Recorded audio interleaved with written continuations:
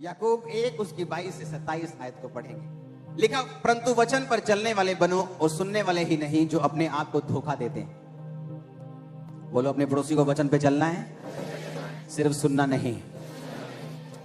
जो कोई वचन का सुनने वाला हो और चलने वाला उस पर ना हो, वह उस मनुष्य के समान है जो अपना स्वाभाविक मुंह दर्पण में देखता है, फिर अपने आप को देखकर चला जाता है और तुरंत भूल जाता है कि मैं कैसा था।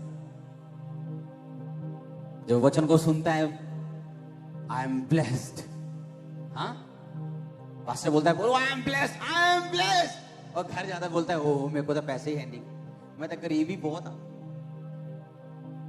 क्योंकि वो वचन को सिर्फ क्या करता है, सुनता है और जल्दी भूल जाता है। अपना चेहरा देखता है और फिर भूल जाता है कि मैं कैसा था। अगर तुम ये बिलीव करते हो कि तुम ब्लेस्ड हो, जब तुम्हारे पास खाना नहीं है तब भी तुम ब्लेस्ड हो, तुम अपने आप को ब्लेस्ड बोलते रहोगे और हेवन को वो ब्लेसिंग को रिलीज करना होगा तुम्हारी लाइफ के ऊपर। जो कोई व्यक्ति स्वतंत्रता की सिद्ध व्यवस्था पर ध्यान करता रहता है, वह अपने काम में इसलिए आशीष पाएगा कि सुनकर भूलता नहीं, परंतु वैसा ही काम करता है। But whose looketh into the perfect law of liberty? कहता स्वतंत्रता की एक सिद्ध व्यवस्था है। क्या है? किसकी? फ्रीडम की, आजादी की। किससे आजादी? देश तो आजाद हो गया हमारा गोरों से, अब किससे आजादी? हाँ, शैतान से, उसके किंगडम से, उसकी बीमारियों से, उसके कलेशों से, उसके अटैक से, श्राप से, गंदगी से, दुष्ट आत्माओं से, जादू से, टोनों से, कमजोरियों से। परमेश्वर ने कहा उस आजादी की एक सिद्ध व्यवस्था है, परफेक्ट लॉ है। आप मेरी बात समझ रहे कि नहीं? कहता जो कोई स्वतंत्रता की सिद्ध व्यवस्था पर ध्यान करता रहता है। एक औरत ने वचन सुना, मांगो तो दिया जाएगा। घर गई, कभी परमेश्वर मैंने पहला दी जोड़ी चाहिए दिया। एक दिन मंगया, दो दिन बड़ी जोश, तीजे दिन बहुत जोश, चौथे दिन थोड़ा जोश ठंडा, पंजवें दिन और ठंडा, 7वें दिन एक लाइन दी प्रेयर, प्रभु जी पहला ही जोड़ी चाहिए दिया, आमीन, खत्म प्रेयर। उसे लगा अब होगा नहीं। एक परमेश्वर का दास उसके घर आया और उसने कहा कि जब मैं प्रेयर कर रहा हूं तो मैं 2 सांप देख रहा हूं और उनके पेट बहुत बड़े बड़े हैं। क्या तू प्रभु से कुछ मांग रही थी ऐसा? क्योंकि मैं देख रहा हूं कि जब तूने मांगना छोड़ दिया तो वो शैतान तेरी आशीष को खा गया।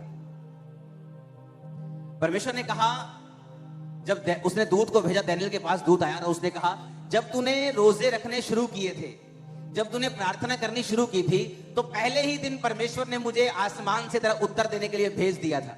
लेकिन जब मैं तेरा उत्तर लेके आ रहा था तो एक शैतान मुझे रोके रहा और मैं 21 दिन तक उसका सामना करता रहा।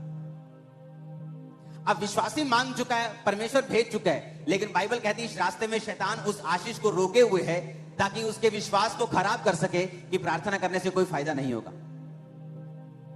तो परमेश्वर ने कहा जो कोई स्वतंत्रता की सिद्ध व्यवस्था पर ध्यान एक बार करता है, क्या लिखा है? कहता करता रहता है।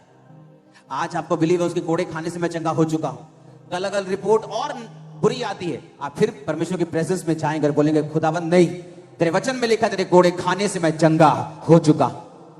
आप फिर प्रेयर करेंगे, आप वही फास्टिंग करेंगे, आप उस वचन के साथ लिपटे रहेंगे, आप अपने विश्वास को छोड़ेंगे नहीं। उसने कहा ये परफेक्ट लॉ ऑफ लिबर्टी है, ये एक सिद्ध व्यवस्था है। सिद्ध व्यवस्था का मतलब होता है ऐसी व्यवस्था जो कभी भी फेल नहीं होती। कितने समझ रहे हैं? कहता है ऐसी सिद्ध व्यवस्था है जो कभी फेल नहीं होती। जब परमेश्वर ने मुझे छुड़ाना था और मैं अपनी लाइफ के उन दिनों में था, मुझे ऐसा लगता था, आपको मैं सच कह रहा हूं, सेवकाई में आने के बाद भी मुझे यकीन नहीं था कि इन चीजों से परमेश्वर मुझे छुटकारा दे सकता है, जबकि हीलिंग लोगों की लाइफ में हो रही थी। लेकिन मुझे ऐसा लगता कि ये चीजें बहुत बड़ी है, ये चीजों से मुश्किल है छूटना। ये तो डॉक्टर भी हाथ खड़े कर चुके हैं। और एक दिन पवित्र आत्मा ने मुझसे कहा कि रोज घंटों मेरी प्रेजेंस में बैठना है। तो मैं क्या करता था, शाम को 3-4 बजे मैं प्रेयर के रूम में चला जाता था। वहां पे टीम होती थी, तो उनको मालूम था कि मैं आ गया हूं, अब 6-8 घंटे इनके कहीं मैं हिलने नहीं दूंगा। तो वहां बैठ के मैं लगातार प्रेयर करता था। और मैं आपको बता रहा हूं, मैं लोगों को, अपनी टीम को बताता था ये बात कि प्रार्थना करने वक्त भी मुझे ऐसा नहीं लगता था कि मैं फ्री हो सकता, लेकिन मैं कॉन्टिन्यूस प्रेयर में रहा। क्योंकि उसने कहा ये परफेक्ट लॉ है लिबर्टी का, कि अगर तुम उस पर ध्यान देते रहोगे, अगर तुम अपनी बात छोड़ोगे नहीं, अपने विश्वास को छोड़ोगे नहीं और वो करते रहोगे जो राइट है, तुम्हें रिजल्ट मिलेगा ही मिलेगा, क्योंकि ये व्यवस्था सिद्ध है। उधर कबूतर जा रहे हैं हालेलुया। ये व्यवस्था क्या है? सिद्ध का मतलब क्या है? परफेक्ट, हिलेगी नहीं, फेल नहीं होगी। तुम आ रहे हो टेस्टिमनी के साथ, अगर तुम अपनी जगह खड़े रहोगे, अपने फेथ के ऊपर खड़े रहोगे। एक वचन सुना, अच्छा हमें टाइथ बोना है, ठीक है, 1 महीना बोया, देखा असर नहीं हुआ, 2 महीने असर नहीं हुआ। बाइबल कहती है ऐ मूर्ख, किसान भी जब बीज डालता है तो 6 महीने, 3 महीने, 4-5 महीने धीरज रखता है। अगले महीने नहीं चला जाता, यार बीज पाया सी होले होया नहीं, चलो छठो कोई और काम कर ली। लेकिन अगर वो धीरज रखता है और पहली बारिश और अंतिम बारिश, क्योंकि पुराने समय में बारिश के ऊपर खेतियां निर्भर करती थी, उसकी आस करता है और विश्वास करता है कि वो फल लेके आएगा, तो परमेश्वर ने कहा तुम भी ये बात समझ लो कि जो बीज तुम में बोया गया वो फल लेके आएगा। जो तुमने सुना कि स्वतंत्रता की सिद्ध व्यवस्था है, मुझे अपनी फाइनेंशियल फ्रीडम चाहिए, मैं गरीबी से थक गया, मैं ये फिजूल खर्ची थक गया हूं, मैं शैतानी चीजों थक गया हूं, मैं टाइथ बोऊंगा 1 बार, 2 बार, 3 बार, 1 साल, 2 साल, वो रिजल्ट आएगा। क्यों? क्योंकि वो परफेक्ट लॉ ऑफ लिबर्टी है। जो व्यवस्था परमेश्वर ने बनाई है वो बिल्कुल सिद्ध है, उसमें 1% भी फेल होने का चांस नहीं है। हालेलुया। 1% भी।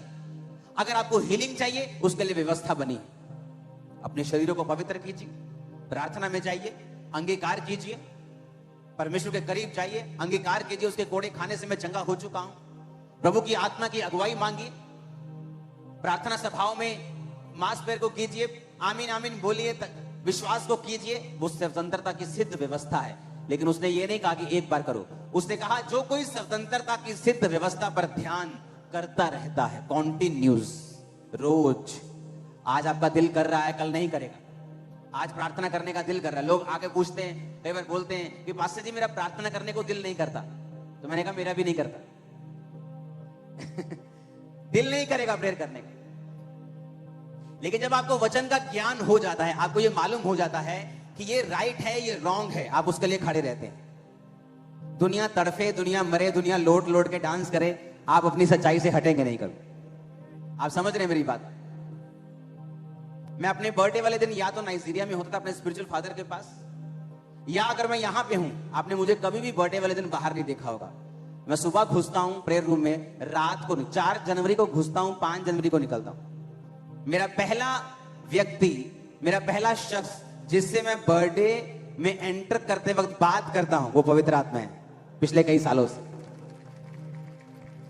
मेरा परिवार वेट कर रहा होता है, जिससे मैं बात नहीं करता, क्योंकि मुझे ये मालूम है अगले साल जो मुझे चाहिए वो कौन दे सकता है? वो डीजे पर गाना दे सकता है, हाँ, तनक तनक तनक दे सकता है। अगर मेरा बर्थडे वहां बीतेगा तो अगला साल भी शैतान पूरी तनक तनक करेगा। आप समझ रहे मेरी बात?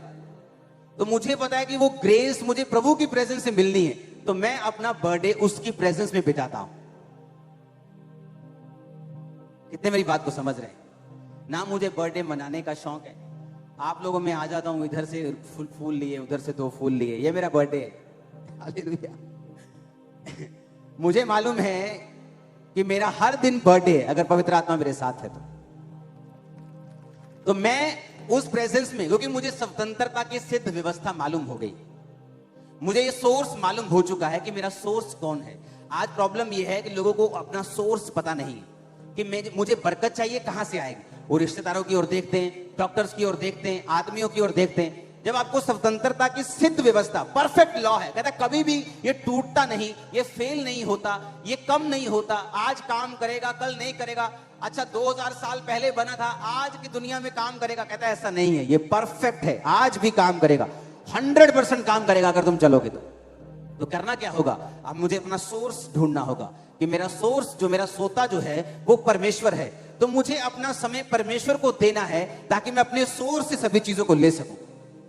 आमीन। कितने समझ रहे हैं इन चीजों को? इसीलिए मुझे किसी चीज के लिए, जिन चीजों पर लोगों का जोर लगता है, हालेलुया।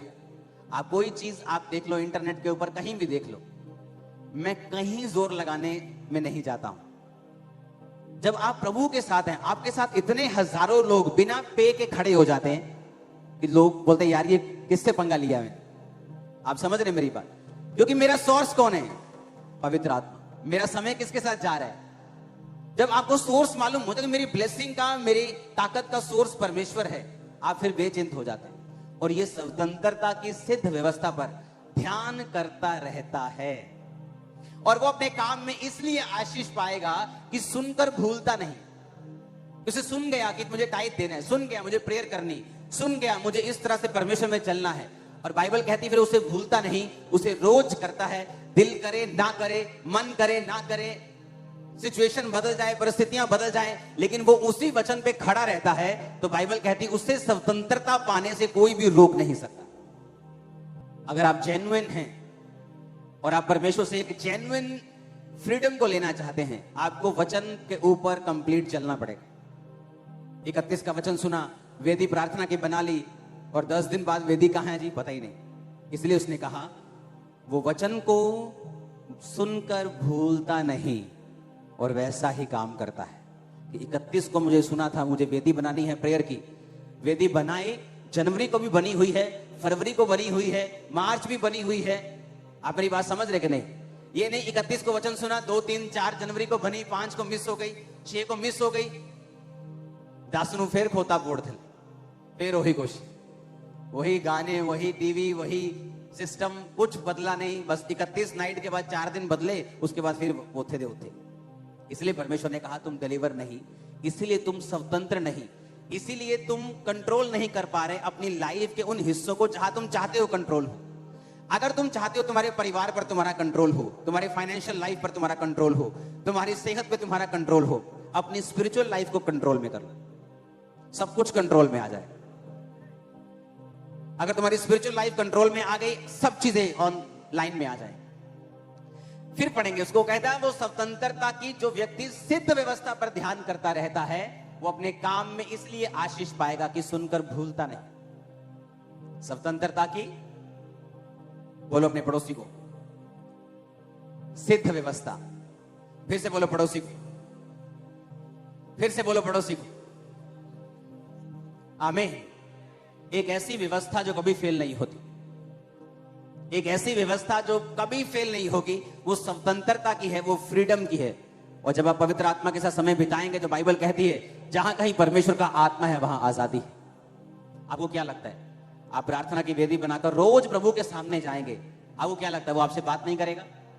हो सकता है वो प्रार्थना के समय आपसे बात ना करे, लेकिन जब प्रार्थना करने के बाद आप अपने काम पर जा रहे हो, किसी एक विश्वासी के द्वारा वो आपकी जिंदगी में कोई इंटरेक्ट बात कर जाए, ऐसी चीजें आपकी लाइफ में होनी शुरू हो जाएं जो आपने कभी एक्सपेक्ट नहीं की, क्योंकि आपने स्वतंत्रता की सिद्ध व्यवस्था पर ध्यान दिया, आपने जो वचन बताया गया था उसको भूले नहीं और आप उसको वैसा ही करते रहे।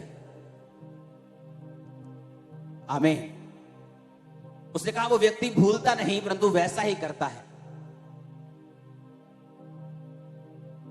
अपने पड़ोसी को बोलो जैसा सुना है वैसा ही करना है। आमीन। स्वतंत्रता की सिद्ध व्यवस्था, कहता है ये सिद्ध है, ये परफेक्ट है, ये फेल नहीं होगी। आप रोज पवित्र आत्मा की प्रेजेंस में जाएंगे, उसकी वेदी बनाएंगे, आपको क्या लगता है वो आपसे बात नहीं करेगा?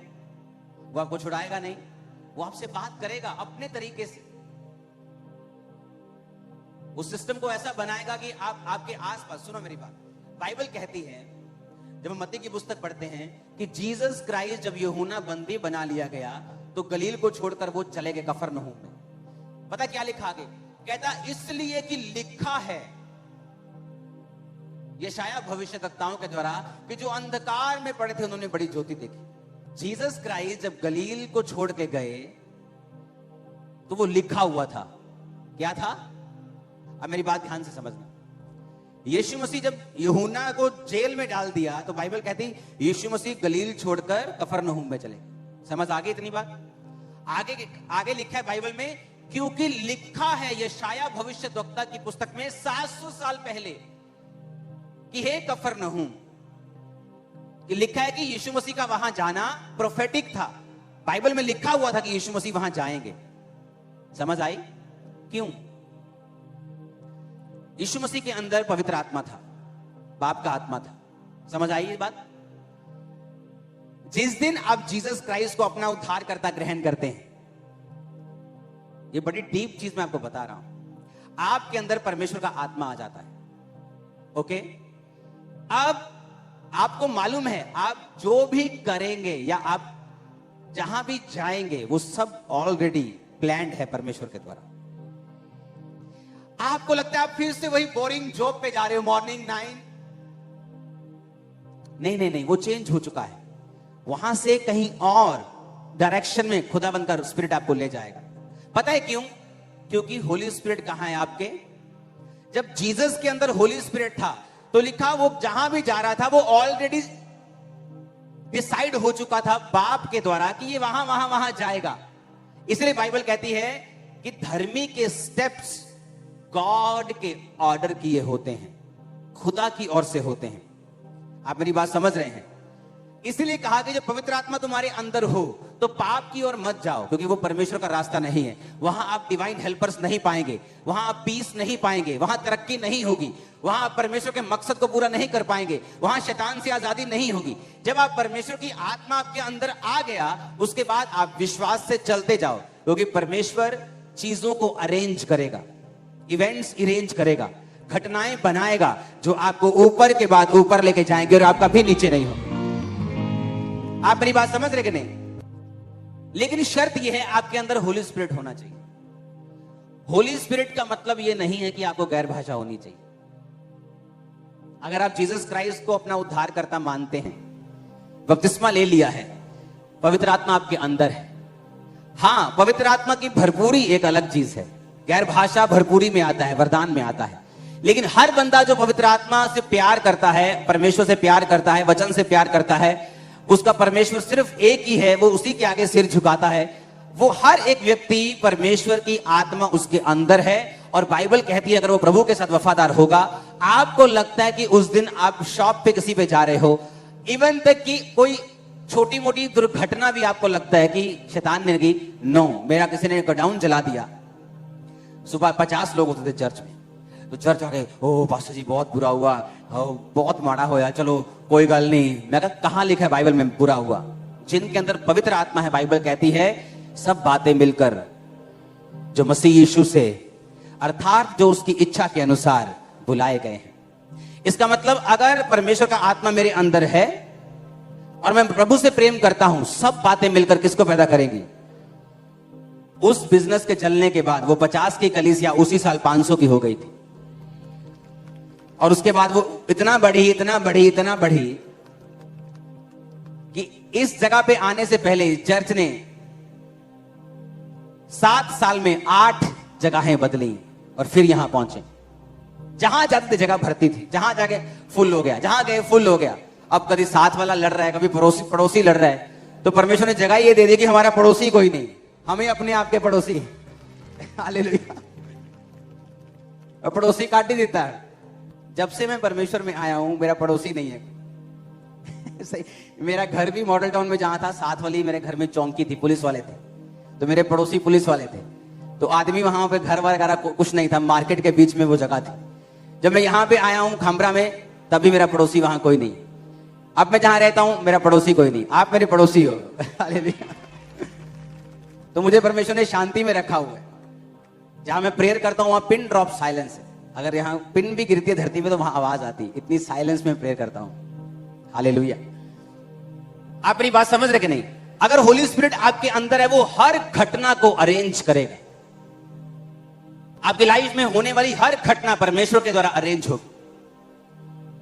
अपने पड़ोसी को बोलो, स्वतंत्रता की सिद्ध व्यवस्था पर ध्यान देना। आमीन। आज से जब मैं परमेश्वर में एक साल का नया था तो मसा मुझे चाहिए था और मसा मुझे फील नहीं होता था। तो एक परमेश्वर के दास ने कहा था कि जब तुम प्रार्थना करने के लिए बैठो, कभी कुड़कुड़ाओ नहीं। सेकंड, कभी भी गंदा मजाक मत करो, नेवर। क्योंकि बाइबल कहती है तुम्हारे मुंह से कोई भी गंदी बात ना निकले, पर आवश्यकता के लिए उतनी ही निकले जितनी उन्नति के लिए उत्तम हो। मत्ती 12 उसकी 36-37 आयत लिखा है, परंतु मैं तुमसे कहता हूं, जीसस ने कहा, जो जो निकम्मी बातें मनुष्य कहेंगे, न्याय के दिन हर इस बात का लेखा देंगे। तो अपनी ही बातों के कारण निर्दोष और अपनी ही बातों के कारण दोषी ठहराया जाएगा। आइडल वर्ड्स अगर आप उसे पढ़ेंगे अपनी स्क्रीन के ऊपर, तो डेफिनेशन है आइडल वर्ड की, निकम्मे वचनों की, एम्प्टी, रिहॉट्रिक, इनसिंसियर वर्ड्स। रिहेट्रिक का मतलब है दिखावा करने के लिए या लोगों को प्रभावित करने के लिए वचनों को बोलना। आइडल वर्ड्स का मतलब है ऐसे वर्ड जो खाली हैं, इनसिंसियर हैं। क्योंकि जीसस ने कहा, मेरे वचन स्पिरिट हैं और लाइफ। शैतान के वचन स्पिरिट हैं और डेथ है। वचनों से दुष्ट आत्माएं निकल जाती हैं और वचनों से ही पड़ जाती हैं। जीसस क्राइस्ट ने कहा याकूब में कि जब तू कंगाल को अपनी चर्च में आया देखे और कंगाल को बोले चल पीछे बैठ, और अमीर को बोले तू आगे बैठ, तो परमेश्वर ने कहा मेरे घर में कोई कंगाल तो कोई अमीर नहीं, कोई बड़ा और कोई छोटा नहीं, सब एक जैसे हैं। प्रभु के घर में कोई अमीर गरीब नहीं। वहां नहीं बोला जाएगा सेठ जी आ जाइए आपका न्याय होना है, तो सेठ जी आ रहे हैं और सेठ जी के साथ साथ 2 लोग आ रहे हैं। वहां नहीं होगा। वहां सेठ जी भी ऐसे ही खड़े होंगे, मैं भी ऐसे ही खड़ा होऊंगा और तुम भी ऐसे ही खड़े होंगे। आमीन। वहां कोई बड़ा छोटा नहीं। तो परमेश्वर न्याय मांगेगा कि हर एक निकम्मी बात जो तूने कही है, परमेश्वर ने कहा तू लेखा देगा उसे। आइडल वर्ड्स, इनसिंसियर, लोगों को प्रभावित करने के लिए, सिर्फ उनकी उन्नति के लिए नहीं। ये गंदगी सिर्फ पहले अफ्रीका में देखी थी, वहां है। क्योंकि जहां जहां रियल कलीसियाएं उठती हैं वहां वहां फेक लोग हमेशा उठेंगे। आप इमेजिन करो, कल एक मैसेज मेरे पास आया, एक व्यक्ति मुझे बता रहा था कि उसके पास एक वीडियो रिकॉर्डिंग है जहां पे ये वो बात कर रहे हैं कि तुझे 50,000 रुपए महीना तनख्वाह दे देंगे और तुझे एक एक्ट्रेस से मिला देंगे। तू क्या करेगा, तू फेक लोगों को खामरा चर्च में लेके जाएगा, फेक मेडिकल रिपोर्ट्स के साथ। गवाही देने के बाद हम बोलेंगे कि खामरा चर्च ने हमें खड़ा किया है और उसने हमें बता दिया। और उन फेकुओं को लगता था कि ये बंदा इनका विरोधी है। वो मेरा विरोधी पिछले साल था, अब नहीं। उनको मालूम नहीं था। तो हम इतना हंसते हैं ना रोज, आप इमेजिन नहीं कर सकते, इतनी हंसी आती। मैंने कहा चलो एक बारी आगे कोई कह दूंगा कि सानू फेक खड़ा किया, मुड़ के जाना किथे है, चांद चंद्रमा थे यही इथे ही है। टीम में इतनी बड़ी फौज है ना वकीलों की, मतलब पूरा कपड़े उतार देगी पूरी तरह से वो, कि भाई साहब आ जाओ। आप समझ रहे मेरी बात? सच्चाई को जाहिर कर देगी वो, किसी का डर नहीं मुझे। हालेलुया। और मैंने कहा उनको गेम्स आती होंगी, मुझे जीसस आता है। मैं प्रेयर में रहने वाला और उसी पे बिलीव करने वाला। मुझे हंसी आती, मैं हंसता हूं रोज, इतना हंसता मुझे छुपाना पड़ता है कई बार। कैमरे को बोलना चल हट जा। हालेलुया। फिर भी फोटो में खींच लेते चोरी चोरी। हालेलुया। आप इमेजिन करो, और वो बंदा आगे से बोल रहा है कि सर प्रभु के नाम की बदनामी होगी, और आगे वो कह रहा है ओ कोई नहीं देख लांगे, कोई गल नहीं। नाम लेके बोल रहा है वो तेरे साथ है। आप इमेजिन करो, परमेश्वर का कोई भय, कोई डर लोगों में नहीं, 1% भी नहीं, 1% भी नहीं। और आप सोचो कि मैं इन लोगों से अब से नहीं डील कर रहा हूं। जब मेरे मन में था, और जो लोग ऐसे लोगों को सपोर्ट करते हैं ना, मैं पूरी तरह से उनके साथ सहमत हूं, क्योंकि मैं भी कभी उनके जैसा था। मुझे लगता है कि फेक लोग नहीं होते जब तक परमेश्वर ने मुझे एक्सपीरियंस नहीं कराया और मैं एक फेक बहुत बड़े नाम के करीब नहीं गया, और करीब से जाके जब देखा तो मुझे बहुत निराशा हुई।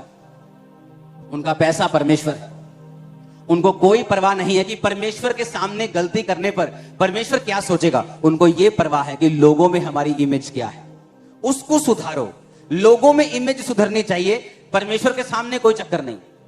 इसलिए दाऊद कामयाब रहा और शाऊल गिरा। क्यों? क्योंकि जब शमूएल ने कहा शाऊल तू गलती पे गलती कर रहा है, परमेश्वर अब तेरा राज्य छीन कर किसी और को दे देगा, उसने कहा चलो ठीक है, नीचे मेरे साथ जाएगा ना तो मेरे साथ चलना, कहीं ऐसा ना हो लोगों को लगे कि तुम मुझसे टूट गया। अभी भी उसे परमेश्वर की चिंता नहीं है। अभी उसे ये प्रॉब्लम नहीं है कि परमेश्वर उससे नाराज है, उससे ये दिक्कत है कि लोगों को ना लगे कि शैम्बुल मुझसे रूठ गया।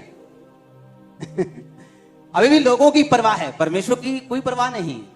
और इसीलिए बाइबल कहती है शाऊल लंबा नहीं चला और दाऊद 70 साल के बाद इतना बूढ़ा हो गया।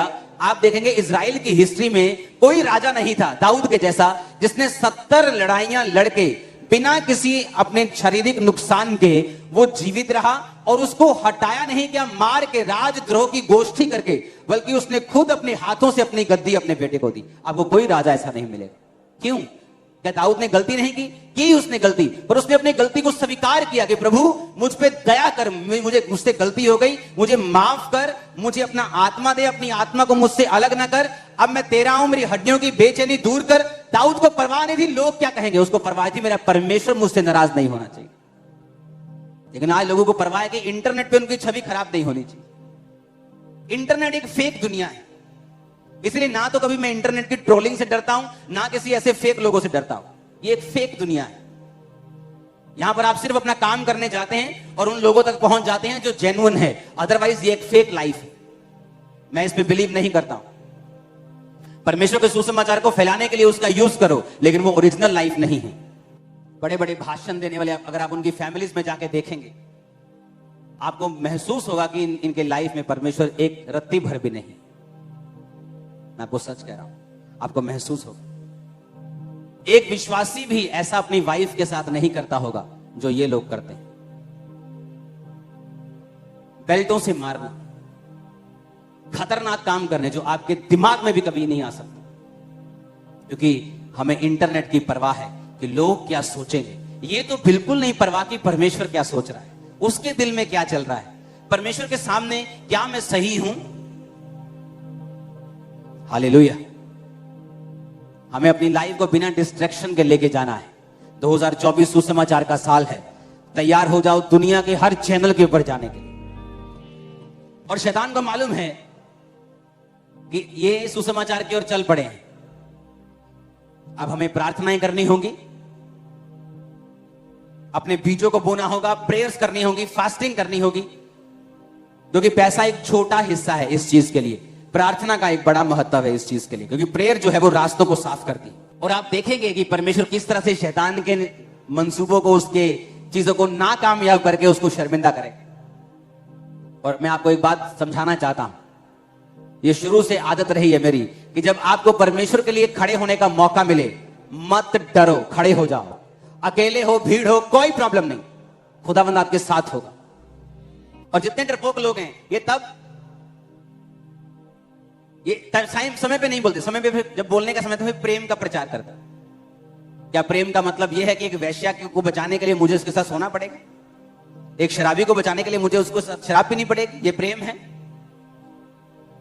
क्या? यीशु मसीह ने जब भवन में जाके कोड़े मार के पैसे बिखरा दिए, क्या वो प्रेम नहीं करता उस समय? क्या जब यीशु मसीह उनको मूर्ख मूर्ख कहता था, क्या उसमें तो प्रेम नहीं था? क्या जब पौलुस है निर्बुद्धि गलातियों बोलता था, क्या उसमें प्रेम नहीं था? प्रेम का मतलब परमेश्वर के लिए खड़े होना भी है। हालेलुया। और प्रेम का मतलब परमेश्वर की पवित्रता के लिए खड़े होना भी।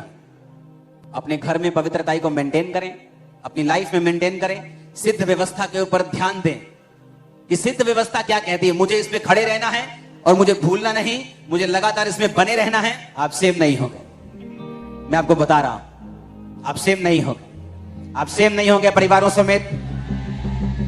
आमीन ऊंचे वाला चाहिए चर्च। मैंने कहा आमीन ऊंचे वाला चाहिए चर्च। हमारा चर्च के पास आज से 17 साल पहले भी जो हील हुए थे उनका डाटा है।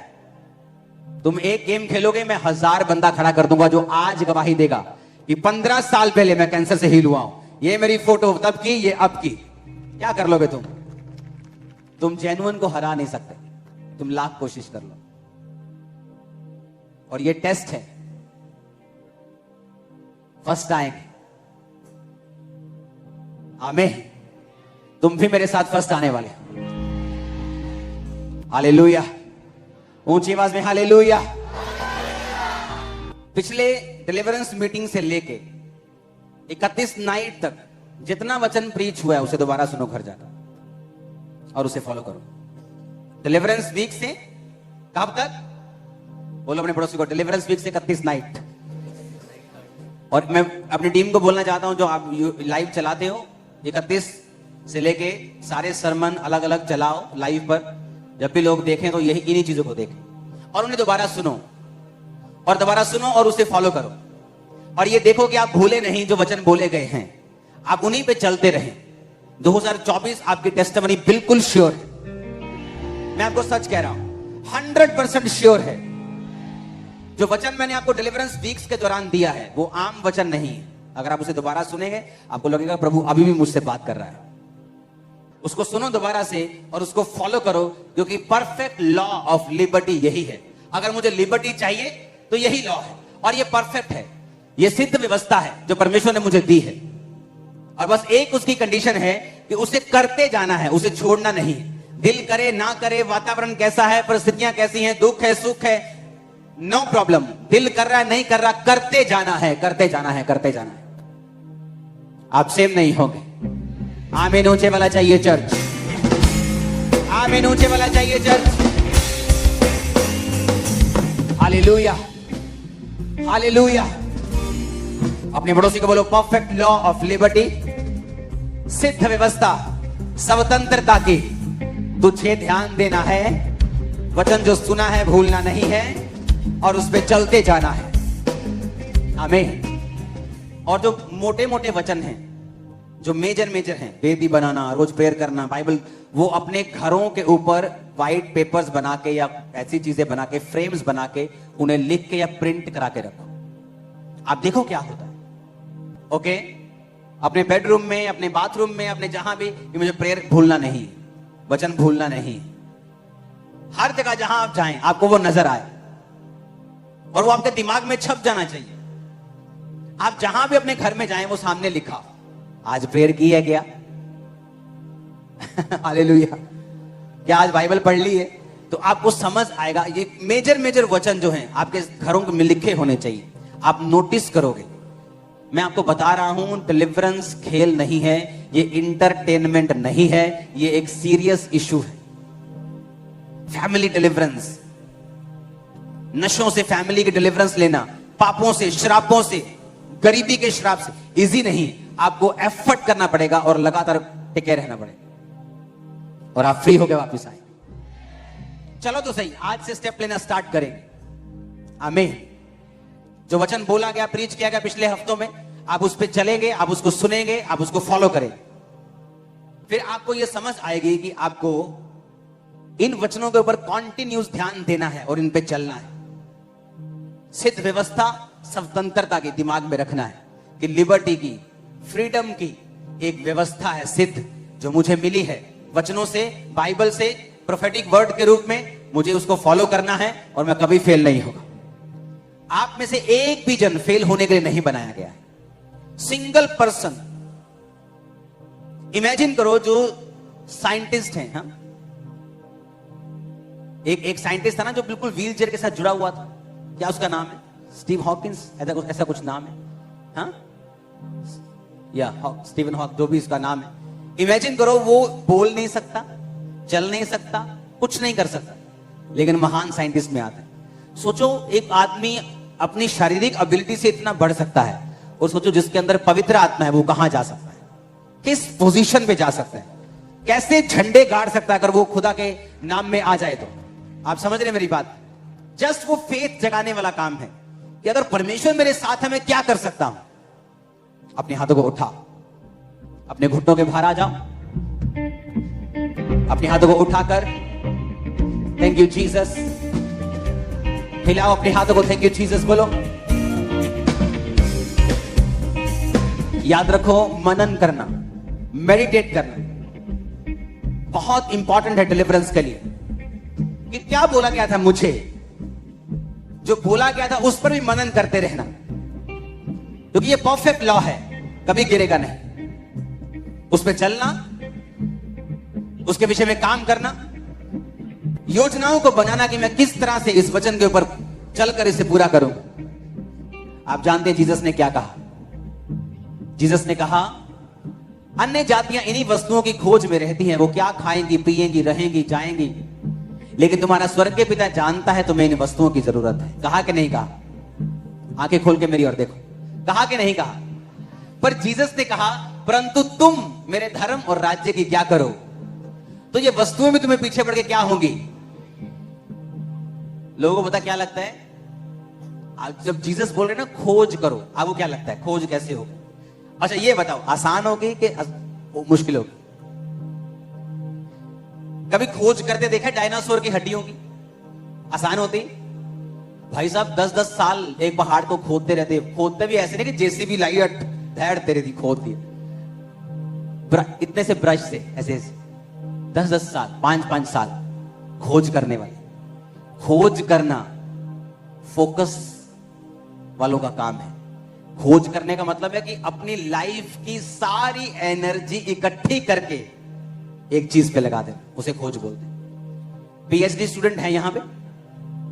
ओके सुनो, जब पीएचडी स्टूडेंट को बोलते हैं एक खोज करो, एनर्जी लगती है, समय लगता है। कितने मेरी बात को समझ रहे हैं? जब खोज करने के लिए बोला जाए तो वो आसान नहीं है। खोज का मतलब होता है कि अपनी लाइफ की सारी डिस्ट्रैक्शंस को छोड़ के एक खोज में लग जाओ। जीसस ने कहा मेरे धर्म और राज्य की खोज करनी। खोज आसान नहीं, लोगों को लगता है खोज करो मतलब चर्च जाओ तो खोज हो गई। नो नो नो, खोज करने का मतलब है अपनी लाइफ की कमियों को देखना, परमेश्वर के वचन में बढ़ना, उसके भेदों को समझना, परीक्षाओं में परमेश्वर के साथ वफादार रहना, अपनी लाइफ की पूरी एनर्जी और फोकस खोज के ऊपर लगाना। कहता जब तुम ये करोगे सब वस्तुएं तुम्हें मिल जाए। ये आसान नहीं। इसलिए आप देखते हो लोगों की लाइफ में कि यार ये क्रिश्चियन है लेकिन इसके जीवन में तो वो सब नहीं है जो परमेश्वर ने कहा कि सब वस्तु तुम्हें मिल जाएंगी। क्योंकि क्रिश्चियन होने का मतलब ये नहीं कि उसने खोज की है। जिसने खोज की है परमेश्वर चाहता है उसका तन मन धन दिमाग दिल एवरीथिंग उस खोज में चला जाए। कितने मेरी बात को समझ रहे हैं? यूपीएससी की तैयारी देखी है? जो आईएएस ऑफिसर्स बनते हैं, प्रधानमंत्री जी के साथ काम करते हैं, सीएम के साथ काम करते हैं, सब योजना बनाने वाले ये लोग होते हैं। ये बताते हैं धरती की सिचुएशन की, ऐसा कर लिया जाए, ऐसा ठीक रहेगा, नहीं ऐसा गलत हो जाएगा, ये बताते हैं। उनका पेपर चेक करो, सारी जिंदगी लग जाती है उनको, पूरी लाइफ छोड़ देते। यूपी बिहार वाले क्यों इसे पास कर लेते ज्यादा? उनके पास डिस्ट्रैक्शंस नहीं, बड़े बड़े फोन नहीं है और कोई चॉइस नहीं है। हमारे पास चॉइस है, नहीं हुआ चल चल करेगा, चल अमरीका, कोई नहीं भूआ हैगी उथे इटली च कहना भूआ हम साथ लिया मैं 2 बारी हो गया फेल हो। उनके पास ऑप्शन नहीं है यूपी बिहार वालों के पास। उन्हें पता है जीना मरना इधर ही है, तो वो फोकस लगाते हैं, एफर्ट कर देते हैं, जिंदगी लगा देते हैं और पास हो जाते। मोस्टली अब दुनिया में, आप इंडिया में जहां भी आईएएस ऑफिसर देखोगे बहुत से यूपी बिहार के होंगे। रीजन ऑप्शन ना होना। जब आपके पास ऑप्शन है कि कोई गल नहीं परमेश्वर ने दी होर कोई, फिर काम नहीं होगा। जब आपके पास ऑप्शन नहीं है कि जीसस ही है, पीछे मुड़ना नहीं है, और कोई खुदा नहीं है, और कोई चारा नहीं है, यही है, कामयाबी शुरू हो जाएगी उससे। जब एक मन परमेश्वर देख लेगा, मेरा मन एक होने को कितने साल लग गए थे, हर बार अगर इस बार हीलिंग नहीं हुई मैं सुसाइड कर लूं, तो परमेश्वर मुझे लटकाता गया, इतना लटकाया इतना लटकाया इतना लटकाया, इतना लंबा लटकाया कि मैं दुखी हो गया, जब तक मैंने अपने आप को बदला नहीं और मन बना लिया कि अब इसी में घुसना है, हीलिंग हो ना हो, मरे जिए खाए, इसी में रहना है। आप मेरी बात समझ रहे हैं? खोज करने का मतलब यह है पूरा एफर्ट। अगर आपको तंबाकू की आदत है या आपको तंग करता है, इसका मतलब इसे छोड़कर खोज करनी पड़ेगी। ये शारीरिक चीज है और ये आसान नहीं होगा। जैसे तुम खाना खाओगे फिर सिगरेट का काश ला ली, हाँ, जैसे शाम पड़ेगी बोलेगा चल यार आज 2 पैग ला लेने, कल तो छड़ देंगे, कल तो छड़ रोज 2 पैग। नो, आपको अभी छोड़नी है, अभी त्यागनी है, फाइट करनी है, खोज करनी है। जीसस ने कहा जब तू ऐसे खोज करेगा दुनिया की सब वस्तुएं तब तेरे पीछे आए। आसान नहीं है, इजी नहीं है। इसी तो उसने कहा मेरे मार्गों में उत्तम पदार्थ पाए जाते हैं, पर जीसस ने कहा मेरे मार्ग क्या है? संकरे हैं, पीढ़ियां गलियां नहीं कहते, बड़े बड़े ट्रक नहीं जा सकते, घुसना पड़ेगा। मार्ग कहता मेरा संकरा है, ये नहीं खाना, वो नहीं खाना, उधर नहीं जाना, प्रेयर करनी, बाइबल पढ़नी, वो नहीं करना, कहता तंग रास्ता है, पर जब तुम चलोगे उत्तम पदार्थ तुम्हारे हाथ। आज के बाद जब खोज करने के लिए दिमाग में आए तो समझना होगा कि खोज का मतलब है अपनी पूरी लाइफ को उसके पीछे झोंक देना, कुर्बान कर देना। तुम खोजी बन जाओ। हाथों को उठाओ, सब जन खड़े हो जाओ, हिलाओ अपने हाथों को।